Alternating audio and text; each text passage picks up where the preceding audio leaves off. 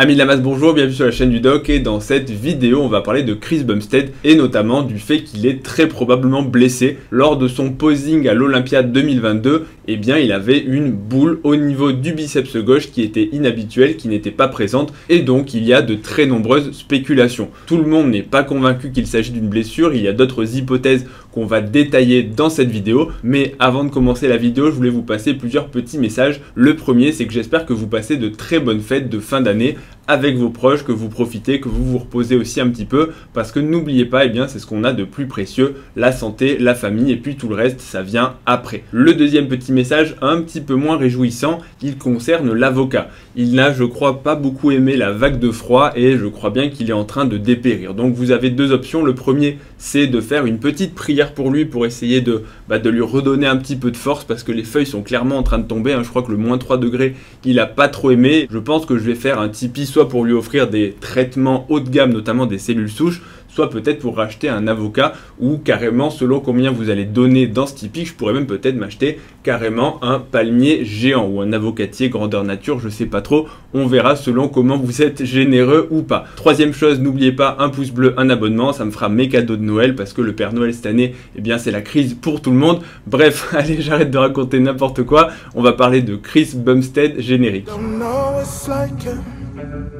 I've been on the side too long, don't know my pain's a nightmare. Devil on my back, fuck that and overdose. Bon, on va rentrer directement dans le vif du sujet. Chris Bumstead, si vous ne le connaissez pas, eh bien sortez de votre grotte et allez vous renseigner avant de revenir sur cette vidéo. En deux mots, c'est le Mister Olympia du classique physique, c'est un physique exceptionnel et lors de son posing à l'Olympia 2022, donc de cette année, on l'a vu au niveau de son biceps gauche, il y a une espèce de boule proche du tendon qui paraît un petit peu gonflé. Quand on compare eh bien, les différentes photos et les différentes vidéos, notamment en fonction eh bien, des années, hein, quand on compare 2021 avec 2022, on voit très clairement que son biceps n'avait pas cette forme et à chaque fois qu'on a ce type eh bien, de, je vais pas dire d'événement, mais en tout cas ce type de différence et ce type de grosseur au niveau des bras, parce qu'en général c'est là où c'est le plus visible, eh bien il y a en général Internet et les différentes personnes sur les forums, sur les différentes vidéos YouTube qui commencent à se poser beaucoup de questions. Il y a trois hypothèses différentes. La première, c'est l'hypothèse de la blessure, notamment eh bien, la principale chose qui peut faire un gonflement. Donc ce qu'on appelle un gonflement, c'est en général soit de l'œdème, soit de l'hématome. Donc l'œdème, c'est de l'eau inflammatoire, en fait, un petit peu comme quand vous faites une brûlure et qu'il y a une cloque avec un petit peu d'eau, ou alors un coup, vous avez à la fois donc de l'hématome, ça c'est évident, c'est du bleu, hein, c'est du sang qui est sorti des vaisseaux sanguins en rapport avec la blessure, et l'œdème, eh bien toute cette eau inflammatoire pour essayer de réparer, de faire cicatriser la zone. Quand vous avez un traumatisme, c'est une agression pour les tissus, et donc il y a des mécanismes inflammatoires qui vont venir essayer de réparer et d'enrayer justement cette agression. Donc ça, c'est la première hypothèse, la blessure du biceps. On va bien sûr y revenir un petit peu plus tard, mais de nombreuses personnes n'y croient pas parce que Chris Bumstead, eh bien c'est le Mister Olympia, et comme il est Mister Olympia, clairement il ne peut pas se blesser. Tous les Mister Olympia sont invincibles, c'est bien connu, et ça me rappelle très fortement, on a vu l'épisode similaire quand j'étais beaucoup plus jeune, il y a à peu près 10 ans, Jay Cutler à l'Olympia, et on l'avait vu arriver pareil avec une grosseur qui était pour le coup beaucoup plus flagrante au niveau de son biceps. J'ai plus le côté si c'était droit ou gauche, mais en tout cas on l'avait vu avec cette boule au niveau du biceps qui était pour le coup un peu bleuté. Donc pour le coup, le fait que c'était un traumatisme, donc très probablement une déchirure, était beaucoup plus évident. Mais c'est pareil, sur les forums de discussion, c'était le chaos. Les gens disaient mais qu'est-ce que c'est? Est-ce que c'est du synthol? Est-ce qu'il s'est injecté quelque chose au niveau de son biceps pour que ça ait cette forme? Est-ce qu'il a raté son injection de stéroïdes? Parce que oui, l'injection intramusculaire, ça peut aussi faire des saignements si on s'y prend mal. Est-ce qu'il s'est blessé? Est-ce qu'il s'est fait une déchirure au niveau du biceps? Est-ce qu'il s'est injecté des anti-inflammatoires? Bref, tout un tas de théories. Tout ça pour qu'au final, la réponse était que Jay Cutler s'était bien sûr fait une déchirure au niveau du biceps. Mais si on détaille un petit peu pour Chris Bumstead, c'est globalement les mêmes hypothèses qui ressortent à chaque fois. La première hypothèse pour expliquer cette grosseur au niveau du biceps, c'est l'injection de synthol. En gros, Chris Bumstead se serait injecté du synthol au niveau du biceps gauche pour justement augmenter localement sa grosseur au niveau du muscle. En gros, c'est des produits de comblement qui permettent parfois à certains bodybuilders ou à certaines personnes qui font n'importe quoi avec des physiques difformes d'augmenter donc localement le volume. Ça peut être utilisé donc pour justement on va dire corriger un point faible. Alors c'est bien sûr pas du muscle, hein, c'est une espèce d'huile un petit peu comme du silicone pour les femmes pour combler en fait de façon artificielle, ça n'est absolument pas du muscle. Donc est-ce que c'est possible? Bon, en théorie on pourrait imaginer que c'est possible. Maintenant en pratique, est-ce que Chris Bumstead a besoin de synthol spécifiquement au niveau du biceps et surtout dans cette zone-là? On n'est même pas au niveau du pic du biceps, on est vraiment quasiment au niveau de l'insertion du tendon, au niveau de la jonction myotendineuse entre le corps du muscle et le tendon. Je pense que voilà, on est carrément très loin de cette hypothèse en termes, on va dire, d'objectif. Le synthol, ça va modifier l'apparence du biceps et en général, on perd de la définition et dans tous les cas, il n'avait aucun intérêt à s'injecter du synthol quelques jours avant la compétition. Donc le synthol, clairement, c'est non. La deuxième hypothèse que j'ai entendue aussi, c'était l'injection de stéroïdes qui auraient mal tourné. En gros, les stéroïdes anabolisants, ça s'injecte en intramusculaire puisque ce sont des solutions qui sont très souvent huileuses. Donc c'est de l'huile et ça s'injecte non pas dans les veines, parce que si vous injectez dans une veine ou dans une artère un produit huileux, vous allez faire un embol de lipides, en fait, un embol de gras, et ça va très mal se passer, ça va boucher les artères ou ça va boucher les veines, et donc il faut absolument les injecter dans le muscle. Donc on pourrait imaginer que le biceps soit un site d'injection, bien qu'en pratique le biceps c'est exceptionnel les gens qui s'injectent dans le biceps parce que tout simplement ça fait mal, parce que c'est très innervé et c'est très vascularisé. Donc en général les sites d'injection ce sont clairement plutôt les fessiers, ce sont les épaules ou au niveau des quadriceps chez les personnes qui tournent. Bon là on dévie un petit peu du sujet. Est-ce que Chris Bumstead s'est injecté dans le biceps? Sauf si il n'a rien compris au bodybuilding et que par une espèce d'illumination il s'est dit aujourd'hui je vais m'injecter dans le biceps. La réponse c'est non, personne donc ne s'injecte dans le biceps et clairement pas au niveau de la face interne du bras, puisque là on est vraiment quasiment au niveau, comme je vous l'ai dit juste avant, de l'insertion. Donc cette hypothèse elle est délirante, même si en soi une injection locale de stéroïdes ça pourrait faire un hématome, ça pourrait faire un petit peu d'inflammation. Donc dans l'idée pourquoi pas, ça pourrait parfois avoir même une infection. On a déjà vu un culturiste sur scène qui avait un abcès au niveau de l'épaule avec du pus qui suintait, donc ça faisait une boule là aussi, si vous avez un abcès, si vous avez une collection purulente au niveau d'un muscle, on pourrait tout à fait imaginer que c'est une poche de pus, que en gros vous n'avez pas stérilisé l'aiguille, que vous vous êtes injecté une solution, donc en gros une fiole de testostérone ou d'un autre produit dopant qui n'était pas stérile, qu'ensuite ça s'est collecté, ça s'est justement les bactéries se sont multipliées, ça a fait un espèce soit d'abcès, soit de collection, mais ça fait beaucoup de si, et surtout la raison, la principale pour éliminer cette hypothèse, c'est que s'injecter donc des stéroïdes en intramusculaire dans le biceps,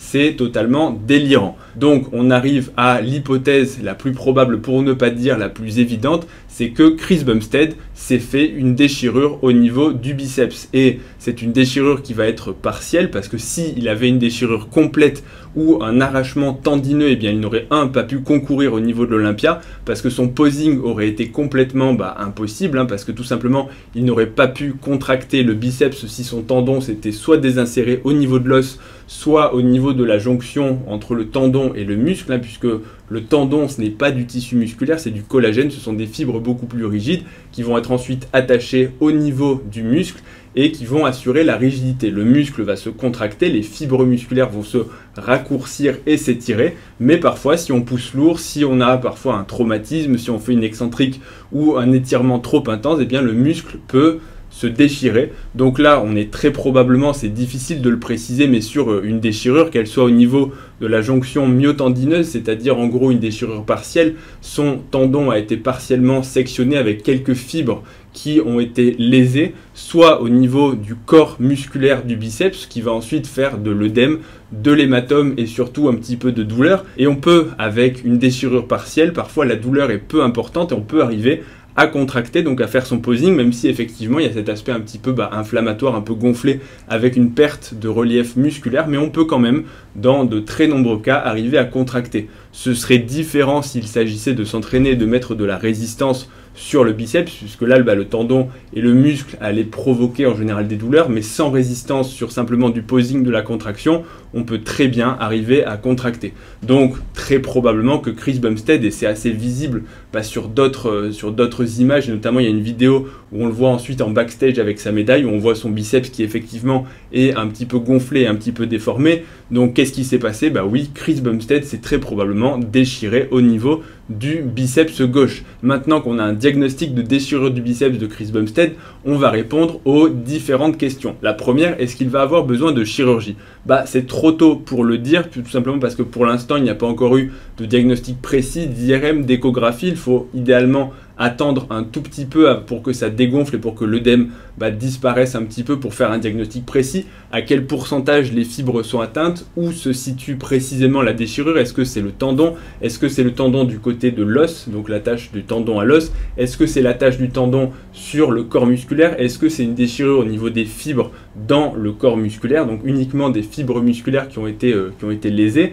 Donc tout ça, ça va être déterminé par l'IRM et l'indication opératoire sera posée en fonction de ça. Maintenant, si on est sur une déchirure partielle, probablement qu'il n'y aura pas de chirurgie. Il va simplement devoir mettre son biceps au repos, attendre que ça guérisse, que ça régénère, et puis ensuite éventuellement se représenter. Est-ce que ça compromet ses compétitions futures et notamment sa carrière de Mister Olympia? Oui et non. Non, dans le sens où une déchirure au biceps, si elle est partielle, ça va juste peut-être modifier un petit peu l'aspect au niveau de son biceps, mais fondamentalement, c'est pas ça qui va empêcher quelqu'un de gagner Mister Olympia. Maintenant, petit bémol, c'est quand même pas la première déchirure de Chris Bumstead. Il a déjà l'ischio qui est déchiré. On voit le corps musculaire qui a une espèce de boule. Ça c'est déjà une déchirure de l'ischio. Il a aussi le quadriceps, le droit antérieur qui pareil a une déchirure au niveau du corps musculaire et qui donne cet aspect de boule. Donc ça commence à faire beaucoup de déchirures et très souvent les professionnels en bodybuilding arrêtent leur carrière sur des déchirures multiples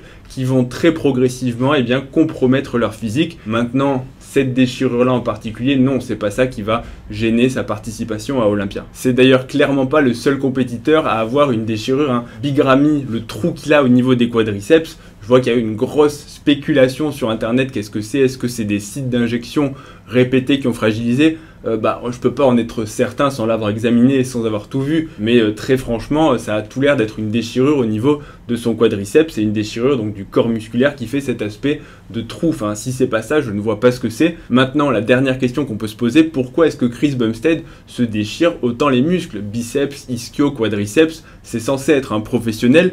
Comment ça se fait qu'il y arrive tout ça? Et il y a une autre vidéo qui traite du sujet, même si elle traite de football, mais le raisonnement sera assez similaire avec quand même quelques petites différences. C'est la vidéo sur les footballeurs qui se blessent également très souvent. En musculation, c'est un petit peu différent et il y a divers facteurs qui vont favoriser les blessures et les déchirures musculaires. Le premier, c'est que pour être compétitif, il faut soulever quand même toujours plus lourd, toujours plus longtemps et donc il faut pousser ses muscles à l'extrême. Le deuxième, ce sont les stéroïdes anabolisants qui vont clairement être un gros facteur de risque, quel que soit le mécanisme qu'on va pas détailler, sinon ça va encore alourdir la vidéo. Mais en tout cas, les utilisateurs de stéroïdes anabolisants vont se déchirer les muscles, vont se déchirer les tendons de façon plus importante que les autres. Le troisième facteur, c'est le niveau de sèche et notamment les compétitions répétées. Plus vous êtes sec, plus vous êtes fragile au niveau des tendons et au niveau des muscles parce que votre corps, il est en gros un petit peu fatigué, il n'a pas récupéré de façon optimale. Donc de faire de la compétition de saison en saison, forcément votre corps va être plus à risque et donc vous allez être plus enclin à vous déchirer les muscles. Donc c'est pour ça que très souvent les compétiteurs vont d'année en année être de plus en plus abîmés au niveau de leurs insertions musculaires et très souvent vont terminer leur carrière sur justement des physiques qui vont perdre de la symétrie, qui vont perdre cet aspect un petit peu esthétique quand tous les muscles sont pleins, parce que quand vous commencez à vous déchirer et à avoir des trous dans certains endroits, une fois à un seul endroit ça va, mais quand ça commence à être à beaucoup d'endroits, visuellement vous perdez en qualité musculaire et vous perdez en esthétisme. Maintenant, il faut quand même souligner de façon très rapide que même s'ils se blessent beaucoup, ils ont quand même une résistance aux blessures qui est supérieure à la normale. N'allez pas penser que si vous soumettez votre corps, toi ou moi, au même degré, à la même intensité d'entraînement, tu ne vas pas te blesser tout autant, voire plus. Les personnes les plus fragiles en bodybuilding n'atteignent même pas le niveau professionnel, tout simplement parce qu'elles sont sélectionnées avant avec des blessures plus ou moins graves, mais parfois qui vont être handicapantes, ou tout simplement la raison fait que si tu te blesses dès que tu commences à pousser un petit peu ton corps musculairement, tu vas te censurer et tu vas dire ok, ce sport n'est peut-être pas pour moi. Donc voilà pour la petite parenthèse sur Chris Bumstead et son fameux biceps gonflé. Vous avez la réponse, c'est une déchirure, et la suite nous dira un petit peu ce qui va advenir de sa carrière, de la chirurgie ou pas, et si on a d'autres infos, éventuellement je referai d'autres vidéos. J'espère que la vidéo vous aura plu. Si c'est le cas, comme d'habitude, n'oubliez pas un pouce bleu, un abonnement, ça me fait plaisir, ça soutient la chaîne, etc. Retrouvez-moi aussi sur Instagram, ledoc.pm, sur TikTok également, pour des vidéos d'1 minute sur le sport et la santé. Et puis je vous dis à bientôt pour la prochaine vidéo. Bonne fête à tous et puis gros bisous, paix sur terre, etc. Salut à tous.